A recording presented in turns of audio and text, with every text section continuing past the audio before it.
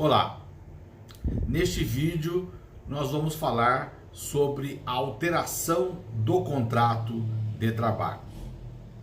A alteração do contrato de trabalho está prevista na CLT no artigo 468. O artigo 468 estabelece a seguinte regra: nos contratos individuais de trabalho, só é lícita a alteração das respectivas condições por mútuo consentimento. E, ainda assim, desde que não resultem, direta ou indiretamente, prejuízos ao empregado, sob pena de nulidade da cláusula infringente desta garantia. Então, são duas regras para alteração contratual ser lícita. A primeira é de que haja anuência do empregado, ou seja, a alteração só é lícita com a anuência do empregado. O empregado tem que concordar com a alteração contratual. Se ele não concordar com a alteração contratual, a alteração é ilícita. Mesmo assim, mesmo que o empregado concorde com a alteração contratual, se ela lhe causar prejuízo, ela será ilícita também. E esse prejuízo não precisa ser financeiro. Pode ser que não haja prejuízo financeiro, mas haja um prejuízo moral, conforme a alteração efetuada. Então, a alteração, mesmo que o empregado concorde, se lhe causar prejuízo, ela será ilícita também. Aquela máxima, quem cala consente, se aplica ao contrato de trabalho? Em outras palavras, se o empregado não se opôs à alteração contratual efetuada, tacitamente ele concordou com a alteração, o seu silêncio significa concordância com a alteração contratual ilícita? Não. Lembremos dos princípios do direito do trabalho. O principal princípio do direito do trabalho é o princípio de proteção. O direito do trabalho existe para proteger o empregado, a parte mais fraca da relação de emprego. De nada adiantaria existir o princípio de proteção se o empregado pudesse renunciar à proteção que lhe é dada. É por isso que, durante o vínculo empregatício, ou seja, entre a admissão e a dispensa do empregado, o empregado não pode renunciar à proteção que lhe é dada. Sendo assim, se ele não pode renunciar à proteção que lhe é dada, a alteração contratual com a qual ele não concorde, mesmo que ele não se oponha, isso não significa que ele esteja anuindo com a alteração, porque ele não pode renunciar à proteção. De forma que a alteração ilícita com a qual o empregado não concordou, né, ele vai poder questioná-la depois, em juízo. Extinto o contrato de trabalho, o empregado terá até 2 anos para reclamar os seus direitos. Então ele vai poder, dentro de 2 anos, propor reclamação trabalhista pleiteando os direitos decorrentes da alteração ilícita do contrato de trabalho. Ele só pode pedir os últimos 5 anos. Então, dentro de 2 anos, ele pode propor reclamação trabalhista, podendo reclamar os últimos 5 anos, contados da propositura da ação. Então, se o empregado foi dispensado hoje, dia 26 de maio de 2020, ele terá até 26 de maio de 2022 para propor reclamação trabalhista. Só pode reclamar os últimos 5 anos contados do ajuizamento da reclamação trabalhista. Se a reclamação trabalhista foi ajuizada hoje, 26 de maio de 2020, Ele só pode reclamar os direitos de 26 de maio de 2015 para cá. Essa é a prescrição trabalhista lá do artigo 7º, inciso 29 da Constituição e do artigo 11 da CLT. Portanto, o empregado não pode renunciar à proteção que lhe é dada. O seu silêncio não implica em concordância com alteração ilícita do contrato de trabalho. A alteração tem que contar com a sua anuência. E mesmo que haja anuência do empregado, se a alteração lhe causar prejuízo, ela será ilícita também. Antes da reforma trabalhista, o artigo 468 da CLT possuía um parágrafo único. Com a reforma trabalhista, esse parágrafo único foi transformado em parágrafo 1º e foi acrescentado o parágrafo 2º, os quais dispõem, parágrafo 1º do artigo 468, não se considera alteração unilateral a determinação do empregador para que o respectivo empregado reverta ao cargo efetivo anteriormente ocupado, deixando o exercício de função de confiança. Na empresa, existem funções de confiança: chefe, gerente, diretor. Então, a hipótese aqui do parágrafo 1º do artigo 468 é a de que o empregado que passa a exercer uma função de confiança, se o empregador faz com que ele retorne à função anterior, que não é de confiança, isso não caracteriza alteração unilateral do contrato de trabalho, e muito menos alteração ilícita.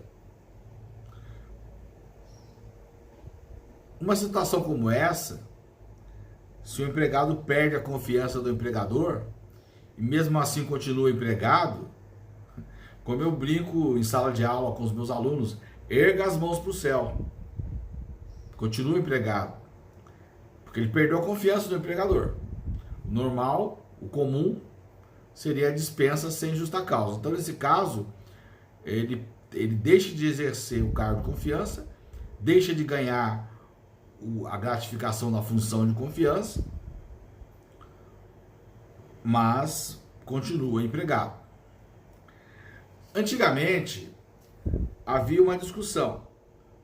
Essa hipótese do parágrafo 1º do 468 era o antigo parágrafo único. E aí surgia discussão. Nesse caso, o empregado que volta para o cargo efetivo vai continuar ganhando o salário do cargo de confiança, da função de confiança que ele exercia? O Tribunal Superior do Trabalho possuía a súmula no sentido de que se esse empregado exerceu a função de confiança por mais de 10 anos, 10 anos ou mais, ele continuaria fazendo jus ao recebimento do salário da função de confiança que ele deixou de exercer. Numa situação como essa, era pouco provável que ele continuasse empregado, porque se o empregador fosse mantê-lo não mais na função de confiança, mas fosse obrigado a continuar pagando o salário da função de confiança, era bem provável que ocorresse a dispensa do empregado. Sensível a isso, o legislador da reforma trabalhista alterou a regra, acrescentando ao artigo 468 o parágrafo 2º, o qual dispõe: a alteração de que trata o parágrafo 1º deste artigo, com ou sem justo motivo, não assegura ao empregado o direito à manutenção do pagamento da gratificação correspondente, que não será incorporada independentemente do tempo de serviço da respectiva função. Então, com a reforma trabalhista, o parágrafo 2º fixou esse entendimento. Havendo havendo mudança de função, né? O empregado deixando de exercer a função de confiança e passando a exercer a função efetiva, anteriormente ocupada, independentemente do tempo em que ele ficou ocupando a função de confiança, ele não vai incorporar a gratificação de função. Ele deixa de receber aquele valor. Então, a alteração contratual tem essas regras. Primeiro requisito para alteração lícita: tem que haver anuência do empregado, né? Tem que haver anuência do empregado. O empregado tem que concordar com a alteração contratual. Caso contrário, a alteração será ilícita.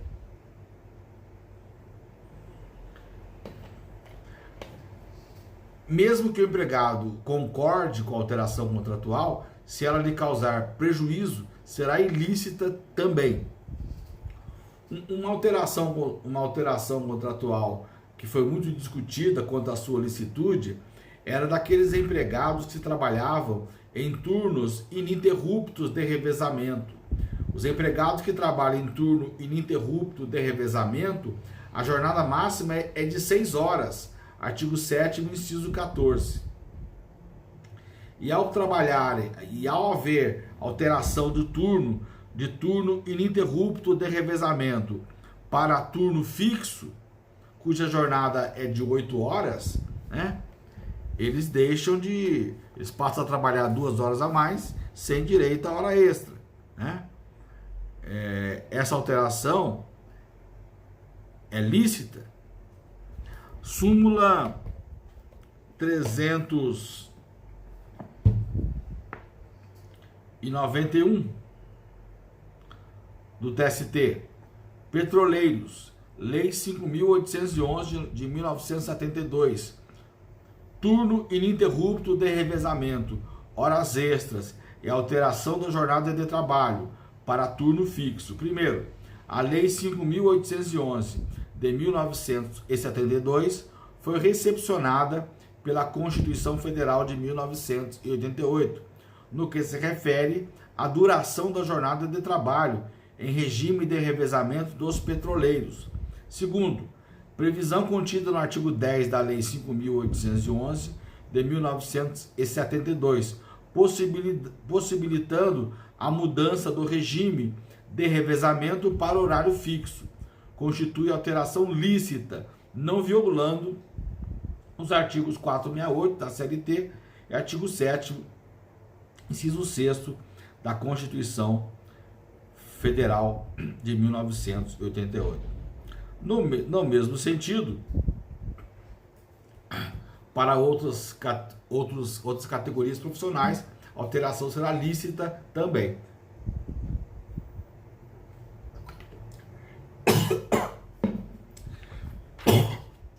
Outra mudança.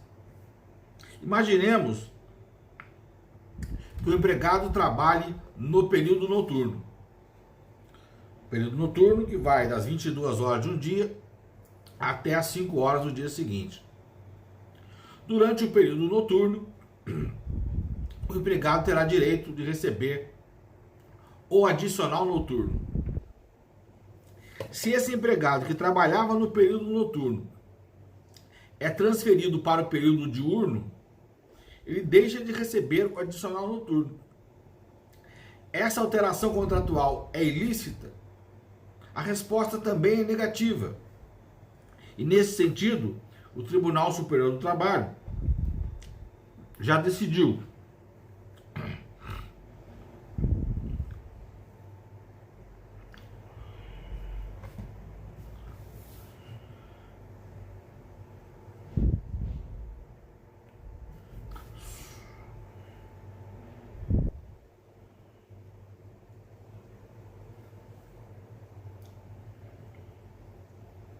súmula 265 do TST.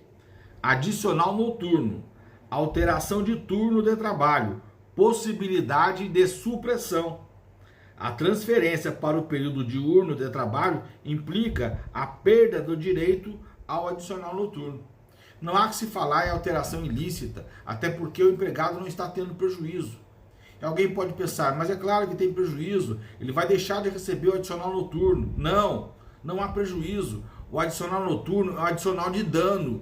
Ele só recebe o adicional noturno porque está trabalhando no período que é para descanso, período noturno.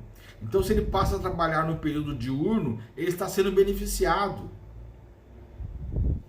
Deixe de receber o adicional de dano, porque não há mais dano. Portanto, alteração lícita do contrato de trabalho. Também relacionada à alteração contratual, temos a transferência do empregado. A transferência do empregado é uma alteração do contrato quanto ao local da prestação de serviço. Mas sobre a transferência do empregado falaremos em outro vídeo. Até lá!